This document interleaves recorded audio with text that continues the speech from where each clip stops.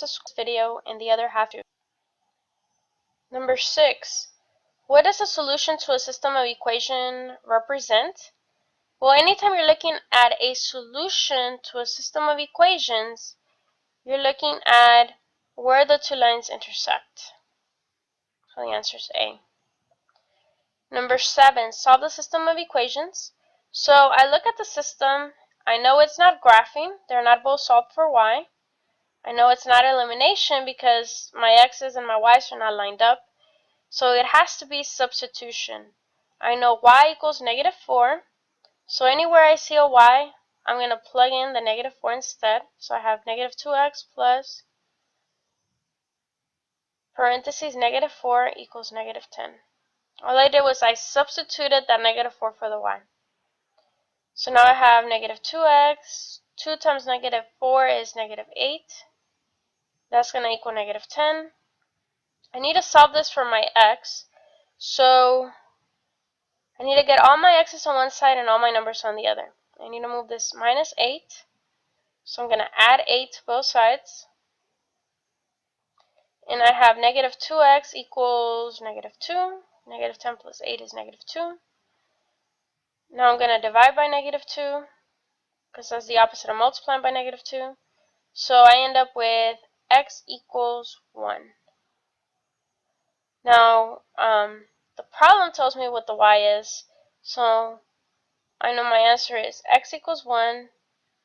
And because of the problem, I know y equals -4. Number 8. When two equations never intersect each other, then there is an infinite amount of solutions? No. That only happens if you have the same line twice. There is exactly one solution? No, because they need to intersect in order to have a solution. In C, there are no solutions. That is correct, because in order to have a solution, you need to have an intersection, and here, they're never going to intersect, so you'll never have an intersection. Number 9, solve the system of equations. And I have two equations. I look at them, and I know that this is not elimination.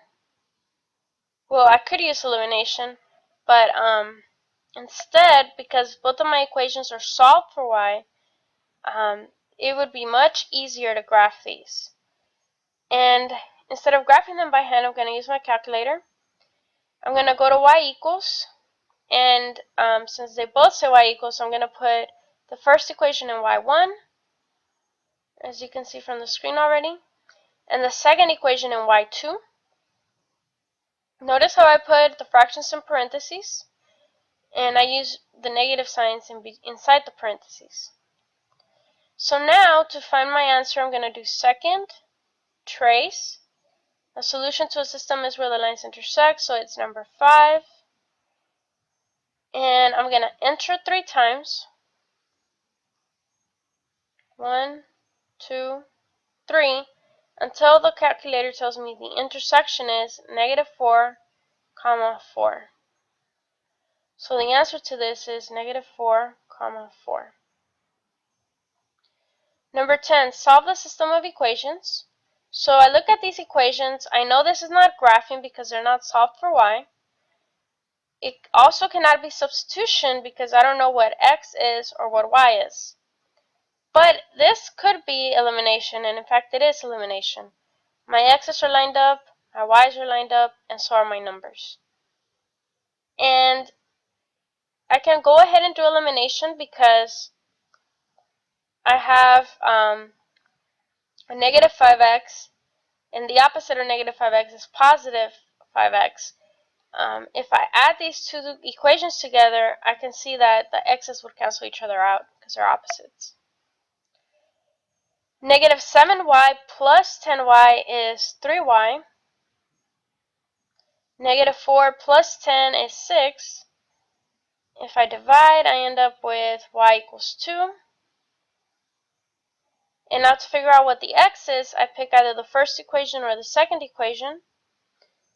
I am going to go ahead and go with the first equation.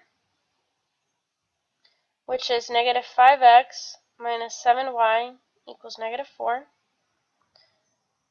I know that my y is 2, so anywhere I see a y, I'm just going to plug in a 2.